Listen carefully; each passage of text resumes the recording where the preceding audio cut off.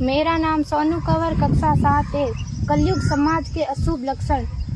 कुटुंब कम हुआ, संबंध कम हुआ, प्रेम कम हुआ, मर्यादा कम हुई, लाज लज्जा कम हुई, विनम्रता कम हुई, समर्पण कम हुए, पुस्तक वाचन कम हुआ, खान पान की शुद्धता कम हुई, बाल कम हुए, कपड़े कम हुए, नींद कम हुई, घी मक्खन कम हुआ, पीतल तांबे के बर्तन कम हुए, भाई भाई का प्रेम कम हुआ, सत्य कम हुआ, अतिथि कम हुए, धैर्य कम हुआ, श्रद्धा और विश्वास कम हुआ, बड़ों का सम्मान कम हुआ और भी बहुत कुछ कम हुआ, जिससे जीवन सहज था, सरल था। संतान को दोष न दे।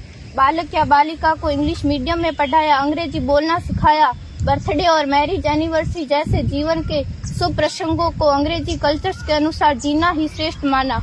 माता पिता को मम्मी डैड कहना सिखाया। जब अंग्रेजी कल्चर से परिपूर्ण बालक या बालिका बड़ा होकर आपको समय नहीं देता, आपकी भावनाओं को नहीं समझता, आपको तुच्छ मानकर आपसे जुबान लड़ाता, जब आपको बच्चे में कोई संस्कार नजर नहीं आता, तब घर के वातावरण को गमगीत किए बिना, संतान को दोष दिए बिना एकांत में जाकर रो लीजिएगा, क्योंकि पुत्र या पुत्री की पहली वर्षगांठ से ही भारतीय संस्कारों के बजाय, मंदिर जाने के बजाय केक कैसे काटा जाता है, यह सिखाने वाले आप और अम्मी है। जब बच्चा पहली बार घर से बाहर निकलता है तो प्रणाम और आशीर्वाद के बदले बाय बाय कहना सिखाने वाले आप और अम्मी है।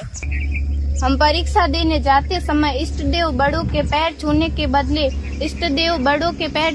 बदले बेस्ट ऑफ लक कहकर परीक्षा भवन तक छोड़ने वाले आप और अम्मी है।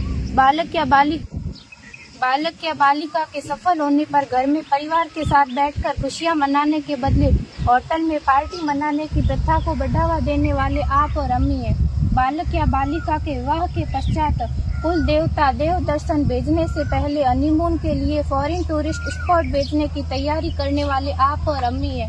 ऐसी कई ढेर सारी अंग्रेजी कल्चर्स को हमने जाने अनजाने स्वीकार कर दिया है। अब तो बड़े बुजुर्गों के पैर छूने में भी शर्म आती है। गलती किसकी? मात्र आपके माता और पिता की। अंग्रेजी अंतर्राष्ट्रीय भाषा है, से काम का जेतु सीखना है, अच्छी बात है, लेकिन इसकी संस्कृति को अपने जीवन में उतारने की तो कोई बाध्यता नहीं थी। अपनी समृद्ध संस्कृति को त्यागकर नैतिक मूल्यों, मानवीय संवेदनाओं से रहित अन्य सभ्यताओं की जीवन शैली अपनाकर हमने क्या पाया?